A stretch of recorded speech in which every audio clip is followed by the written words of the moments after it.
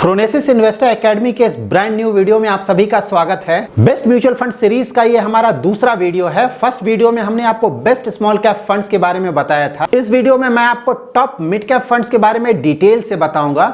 End of course मैं सिर्फ आपको मिड कैप फंड्स का नाम नहीं बताऊंगा बल्कि कंप्लीट डिटेल प्रोसेस बताऊंगा जिसके थ्रू हमने इन मिड कैप फंड्स को आपके लिए सेलेक्ट किया है। इस वीडियो को आप कंप्लीट जरूर देखें ताकि आप भी बेस्ट म्यूचुअल फंड सेलेक्ट करने का कंप्लीट प्रोसेस जान सकें। टॉप मिड कैप फंड्स के सिलेक्शन प्रोसेस स्टार्ट करने से पहले अगर अभी तक आपने हमारा यूट्यूब चैनल सब्सक्राइब नहीं किया है तो जरूर सब्सक्राइब करें, क्योंकि हमारे फ्रोनेसिस इन्वेस्टर यूट्यूब चैनल में आपको म्यूचुअल फंड से रिलेटेड सारे लेटेस्ट अपडेट मिलते रहेंगे। Now let's start our detailed selection process of best mid cap funds. Mid cap funds क्या होते हैं और कहां अपना इन्वेस्टमेंट करते हैं?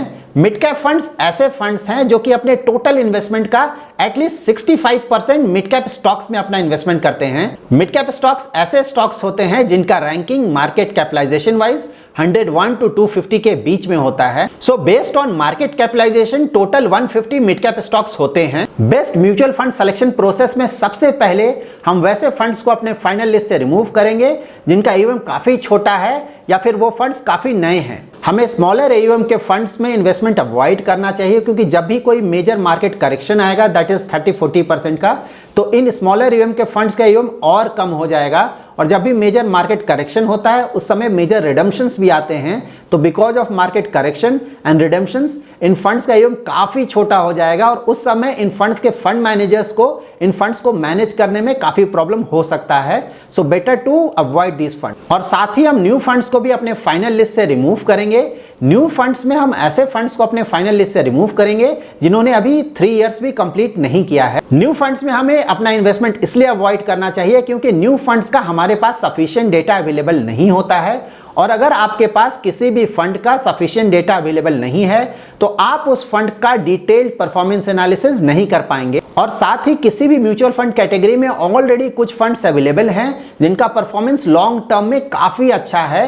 तो अगर आपको किसी भी पर्टिकुलर कैटेगरी के फंड में इन्वेस्टमेंट करना है तो आइडियली आपको ट्राइड एंड टेस्टेड फंड्स में अपना इन्वेस्टमेंट करना चाहिए। So out of this 26 mid cap schemes हम Baroda mid cap fund, IDBI mid cap fund, Mirae Asset mid cap fund, Principal mid cap fund, Quant mid cap fund, Taurus Discovery fund and Union mid cap fund को अपने final list से remove करेंगे। Now we are left with 19 mid cap schemes. हम इन 19 mid cap schemes का performance analysis करेंगे with respect to its benchmark. Out of this 19 mid cap schemes हम वैसे स्कीम्स को अपने फाइनल लिस्ट से रिमूव करेंगे जो कि अपने बेंचमार्क को कंसिस्टेंटली बीट नहीं कर पा रहे हैं। किसी भी actively manage mutual fund scheme का expense ratio as compare to any index fund ज्यादा होता है, इसलिए जब भी हम actively manage mutual fund scheme में अपना इन्वेस्टमेंट करते हैं तो हमारा एक्सपेक्टेशन ये होता है कि वो फंड अपने बेंचमार्क को कंसिस्टेंटली अच्छे मार्जिन से बीट करे। आउट ऑफ दीज 19 स्कीम्स हम वैसे स्कीम्स को अपने फाइनल लिस्ट से रिमूव करेंगे जो कि एटलीस्ट 2 परसेंटेज पॉइंट से अपने बेंचमार्क को 3 और मोर होराइजन में बीट नहीं कर पा रहे हैं। सो हम इन फंड्स को अपने फाइनल लिस्ट से रिमूव करेंगे।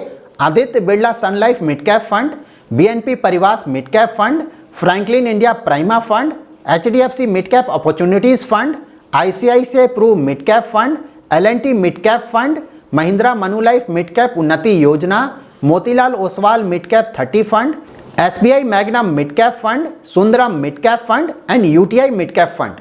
सो now we have got our top 8 mid cap schemes. ये सारे स्कीम्स अच्छे स्कीम्स हैं जिन्होंने कंसिस्टेंटली अपने बेंचमार्क को बीट किया है। अगर आपके पोर्टफोलियो में ये 8 स्कीम्स हैं तो आप इन स्कीम्स में अपना इन्वेस्टमेंट कंटिन्यू कर सकते हैं। हमें अपना top mid cap scheme select करना है और उस सिलेक्शन के लिए आउट ऑफ दीज 8 फंड्स हम वैसे स्कीम्स को अपने फाइनल लिस्ट से रिमूव करेंगे जो कि एटलीस्ट 3 और मोर होराइजन में अपने बेंचमार्क को 5 परसेंटेज पॉइंट के मार्जिन से बीट नहीं कर पाए हैं। सो आउट ऑफ दिस 8 स्कीम्स हम जिन स्कीम्स को अपने फाइनल लिस्ट से रिमूव करेंगे वो स्कीम्स हैं DSP mid cap fund, Edelweiss mid cap fund, Invesco India mid cap fund, Kotak emerging equity fund, Nippon India growth fund and Tata Mid Cap Growth Fund. So now we have got our top 2 mid cap funds. ये top 2 mid cap funds हैं Axis Mid Cap Fund and PGIM India Mid Cap Opportunities Fund.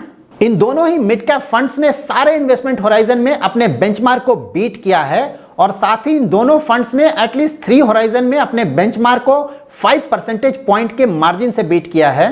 So performance wise ये दोनों ही funds काफी अच्छे हैं। Now हम इन दोनों ही फंड्स का डिटेल्ड एनालिसिस करेंगे और उस डिटेल्ड एनालिसिस के बेसिस पर हम ये डिसाइड करेंगे कि हमारे इन्वेस्टमेंट के लिए कौन सा फंड ज्यादा अच्छा है। ये दोनों ही फंड्स मिड कैप कैटेगरी के फंड्स हैं, तो नेचुरली मिड कैप स्टॉक्स में इनका इन्वेस्टमेंट ज्यादा है और साथ ही दोनों ही फंड्स का लार्ज कैप स्टॉक्स में भी अच्छा एक्सपोजर है।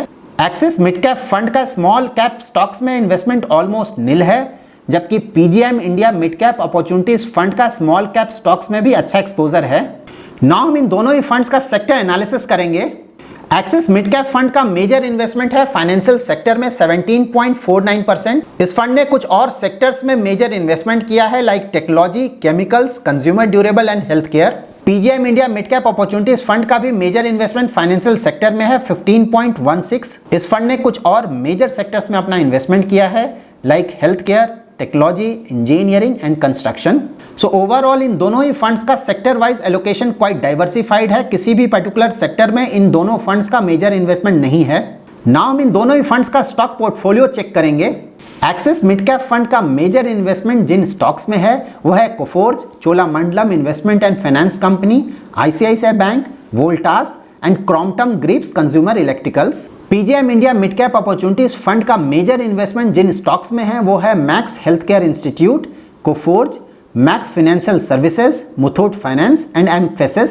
सो stock portfolio wise also in दोनों ही फंड्स का किसी भी पर्टिकुलर स्टॉक में मेजर इन्वेस्टमेंट नहीं है और इनका स्टॉक पोर्टफोलियो क्वाइट डाइवर्सिफाइड है। नाउ हम इन दोनों ही फंड्स का 3 एंड 5 ईयर होराइजन में risk and risk reward parameters check करेंगे। रिस्क पैरामीटर्स में हम चेक करेंगे स्टैंडर्ड डिविएशन एंड बीटा। ये दोनों ही पैरामीटर जितना कम होगा उस फंड को उतना कम रिस्की माना जाएगा। और रिस्क रिटर्न पैरामीटर्स में हम चेक करेंगे शार्प रेशियो एंड अल्फा। ये दोनों ही पैरामीटर्स जितना ज्यादा होगा उस फंड का परफॉर्मेंस उतना अच्छा माना जाएगा। 3 ईयर होराइजन में एक्सिस मिड कैप फंड का स्टैंडर्ड डिविएशन एंड बीटा दोनों ही कम है। दैट मींस इस फंड ने रिलेटिवली कम रिस्क लिया है। जबकि 3 ईयर के रिस्क रिवार्ड पैरामीटर में PGIM India mid cap opportunities fund का परफॉर्मेंस ज्यादा अच्छा है क्योंकि इनका शार्प रेशियो एंड अल्फा दोनों ही ज्यादा है as compare to Axis mid cap fund. So 3 year horizon में PGIM India mid cap opportunities fund ने as compare to Axis mid cap fund ज्यादा रिस्क लिया है, लेकिन रिटर्न भी इस फंड ने ज्यादा जनरेट किया है। 5 ईयर होराइजन में भी एक्सिस मिड कैप का स्टैंडर्ड डिविएशन एंड बीटा कम है। दैट मींस इस फंड ने कम रिस्क लिया है। और रिस्क रिवार्ड पैरामीटर में भी sharpe ratio and alpha Axis mid cap fund का थोड़ा ज्यादा है as compare to PGIM India mid cap opportunities fund. That means 5 year horizon में एक्सिस मिड कैप फंड ने रिस्क भी कम लिया है और रिटर्न भी थोड़ा ज्यादा जनरेट किया है। So after this detailed analysis, अगर आप ज्यादा रिटर्न्स के लिए ज्यादा रिस्क लेने को रेडी हैं तो आपके लिए PGM India mid cap opportunities fund ज्यादा अच्छा फंड होगा। और अगर आपको स्टेबल रिटर्न चाहिए, दैट इज रिटर्न थोड़ा कम हो लेकिन रिस्क भी थोड़ा कम होना चाहिए, इन दैट केस आपके लिए एक्सिस मिड कैप फंड ज्यादा अच्छा फंड होगा। आप जब भी अपना इन्वेस्टमेंट किसी म्यूचुअल फंड स्कीम में करें तो सिर्फ टॉप फंड्स के पीछे ना भागें, क्योंकि ये टॉप फंड्स समय के साथ बदलते रहते हैं। आपके लिए आइडियल इन्वेस्टमेंट स्ट्रैटेजी ये होगा कि किसी भी पर्टिकुलर कैटेगरी के आउट ऑफ टॉप 3-4 फंड्स में आपको वन फंड सेलेक्ट करना है बेसिस योर कंफर्ट, और उस फंड में आपको लॉन्ग टर्म के लिए अपना इन्वेस्टमेंट करना है। और अगर कोई टॉप फंड शॉर्ट टर्म में दैट इज फ्यू मंथ्स और 1 ईयर में अंडर परफॉर्म करता है तो आपको घबराकर उस फंड से स्विच नहीं करना चाहिए। अगर आप मिड कैप फंड्स में इन्वेस्टमेंट ऑलरेडी कर रहे हैं या फिर आप मिड कैप फंड्स में अपना इन्वेस्टमेंट स्टार्ट करना चाहते हैं तो आप हमेशा ही ये ध्यान में रखें कि मिड कैप कैटेगरी काफी रिस्की कैटेगरी है और इसमें इन्वेस्टमेंट के लिए आपको अपना इन्वेस्टमेंट होराइजन एटलीस्ट 10 इयर्स जरूर रखना चाहिए और साथ ही आपको अपना रिस्क एपेटाइट वेरी हाई रखना चाहिए। अगर आपका इन्वेस्टमेंट होराइजन शॉर्ट टर्म का है और रिस्क एपेटाइट कम है तो आप कभी भी मिड कैप फंड्स में अपना इन्वेस्टमेंट नहीं करें। So that's it in this video. अगर आपको ये वीडियो पसंद आया है तो जरूर लाइक एंड शेयर करें। हमारा next video best flexi cap funds पे पब्लिश होगा फ्राइडे को, तो अगर आप फ्लेक्सी कैप फंड्स के बारे में डिटेल से जानना चाहते हैं तो हमारा फ्राइडे को पब्लिश होने वाला वीडियो जरूर वॉच करें। और अगर आपने अभी तक हमारा चैनल सब्सक्राइब नहीं किया है तो जरूर सब्सक्राइब करें। Thanks lot for watching.